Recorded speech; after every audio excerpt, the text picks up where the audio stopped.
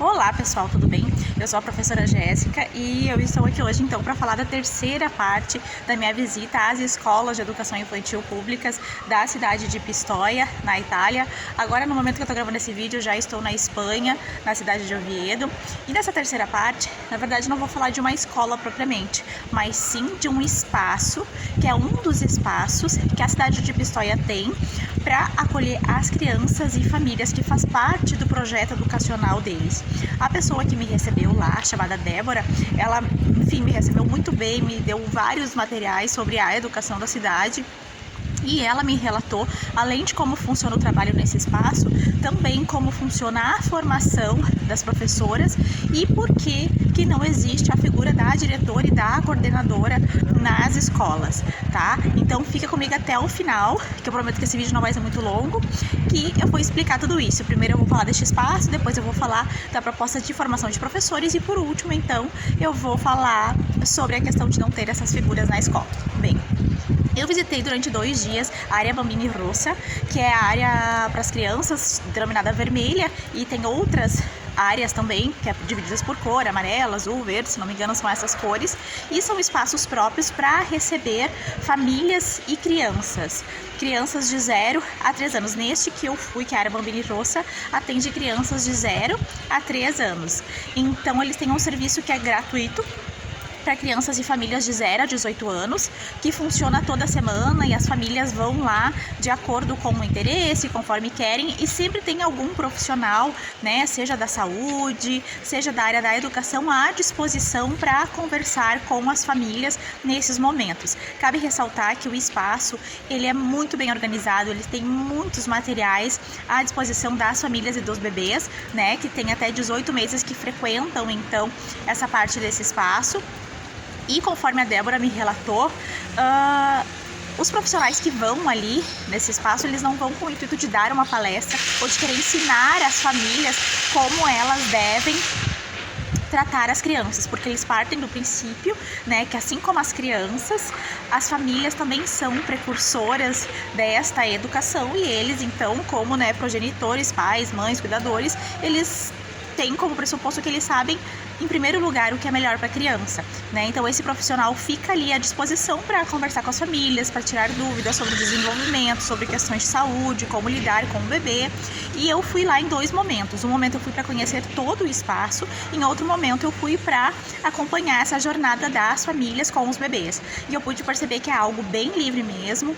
Eu notei um clima bem acolhedor, porque as famílias vão chegando, vão tirando o calçado, sentando no chão com os bebês vão brincando, vão interagindo, elas vão conversando entre si, tirando dúvidas, né? O profissional que está ali também vai conversando com as famílias. Então eu notei esse ambiente, eu notei que as pessoas vão mesmo neste espaço, vão com os seus bebês para eles brincar, interagir, né? E as próprias famílias também têm um espaço de troca e de apoio. No dia em que eu observei, tinha em torno de 10 bebês. Essa área Bambini Rossa também tem uma outra proposta de trabalho que é para crianças de 18 meses a 3 anos, que funciona como uma espécie de ateliê, né, com propostas mais direcionadas, mas esse serviço, ele, embora seja, né, da prefeitura, ele é pago. Mas ele é pago conforme a renda da família. Então ela me relatou que tem famílias que não pagam nada, tem famílias que pagam 20 euros por mês, tem famílias que pagam 100 euros por mês. Então tudo depende como é a renda da família, que é feito um cálculo proporcional no caso, né?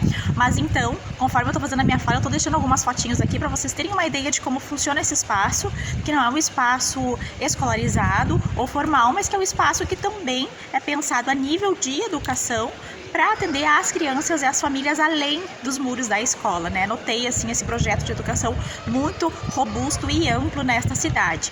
E falando um pouquinho agora das professoras, né? Porque visitando as escolas foi me surgindo algumas dúvidas e depois eu aproveitei e perguntei para essa pessoa, porque até foi ela que organizou, né, a jornada que eu ia ficar lá.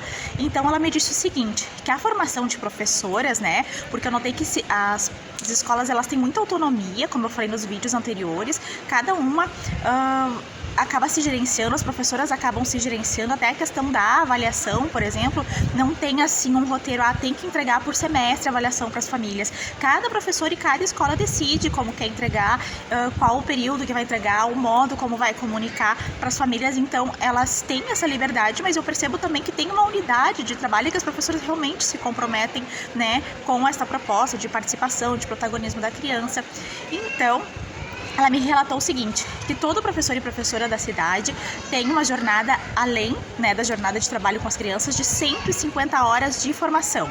Dessas 150 horas de formação, que é anual, 80 horas é dedicado específico para a formação, que geralmente, né, a pessoa que trabalha lá na Secretaria de Educação lança no início do ano letivo umas 4 temáticas e a professora escolhe qual temática ela vai querer participar naquele ano, e todo professor e professora é obrigada a cumprir essas 80 horas de formação e que geralmente são organizadas, articuladas com faculdades, com universidades, né? Então tem todo um processo assim e todo professor faz todo ano 80 horas de formação de acordo com o seu interesse e também de acordo com o que está disponível, mas geralmente tem umas 4 temáticas ali. E as outras 70 horas, porque eu disse que são 150, são disponibilizadas então para elas conversarem com a coordenadora externa, que eu já vou falar daqui a pouquinho que não tem coordenadora na escola, né? Com a coordenadora externa, para atender pais, para fazer reuniões entre colegas. Então eu percebi que tem esse processo e que toda professora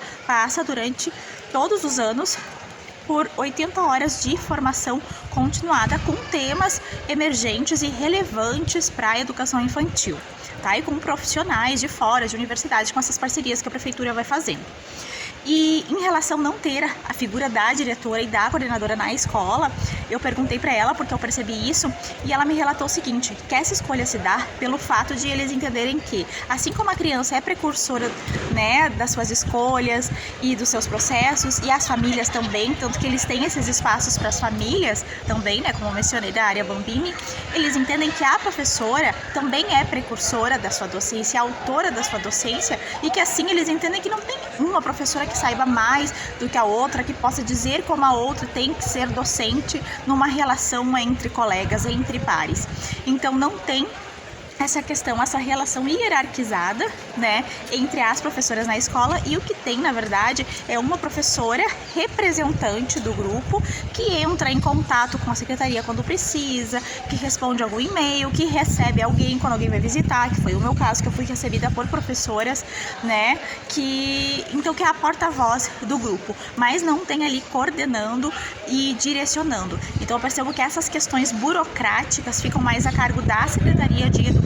Então cada escola tem a sua coordenadora responsável, que geralmente é responsável por mais de uma escola, por 3, 4 escolas, e tem alguém que também faz essa parte administrativa, né? Então eu percebi que as professoras também não têm tanta responsabilidade burocrática, então elas conseguem se deter mais aos processos de formação e ao trabalho com as crianças, tendo essa autonomia na sua própria docência e também na escola, né? Que é um compromisso também assumido por todas, porque tem esse investimento na formação. Tá certo, pessoal? Se alguém tiver alguma dúvida, pode comentar aqui que eu respondo. Se achar interessante, quiser acompanhar mais conteúdos do canal, fique à vontade para se inscrever, que será muito bem-vindo. Tá certo? Um abraço e até mais!